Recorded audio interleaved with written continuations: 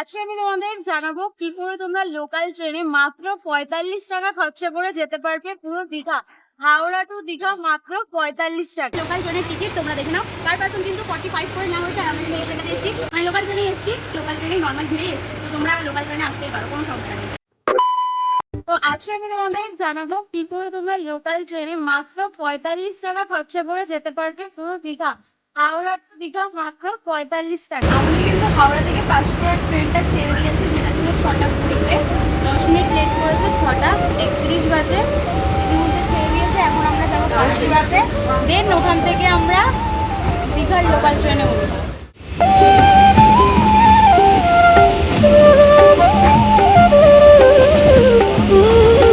আর তোমরা সবাই মনে করো যে লোকাল ট্রেনে গেলে অনেক ভিড় থাকবে, জায়গা পাবে না। দেখো লোকাল ট্রেন কিন্তু হাওড়া থেকে পুরোপুরি ফাঁকা।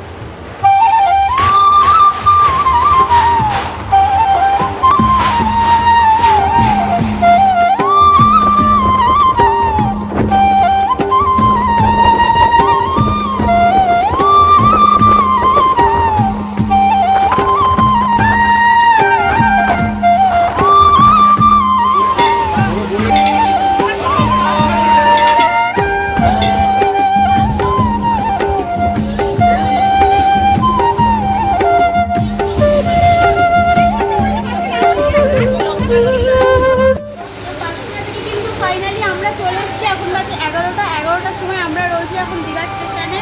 আর এই থাকছে লোকাল ট্রেনের টিকিট, তোমরা দেখে নাও। পার পার্সন কিন্তু 45 করে নেওয়া হয়েছে। আর আমরা কিন্তু এই ট্রেনটাতে এসেছি, মানে লোকাল ট্রেনেই এসেছি। আর একটা কথাই বলার, এক্সপ্রেস ট্রেন যেগুলো আছে সেগুলো কিন্তু কোনো ঠিক ঠিকানা থাকে না, ক্যান্সেল হয়ে যায়, ডিলে হয়ে যায়, মানে হুটহাট করে এগুলো হয়ে যায়। আর লোকাল ট্রেনে কিন্তু এরকম কোনো ব্যাপার নেই। তো আমার মতে একটু টাইম বেশি লাগলেও তোমরা লোকাল ট্রেনে আসো। জার্নিটা আমার তো খুবই ভালো ছিল, নর্মাল ভিড় ছিল, মানে বসে আসা গেছে। এছাড়াও কিন্তু এক্সপ্রেস ট্রেনে যে ভাড়াটা লাগে তার থেকে কিন্তু লোকাল ট্রেনে অনেকটাই কম ভাড়া লাগে, মানে অনেকটা টাকাও তোমাদের সেভ হচ্ছে।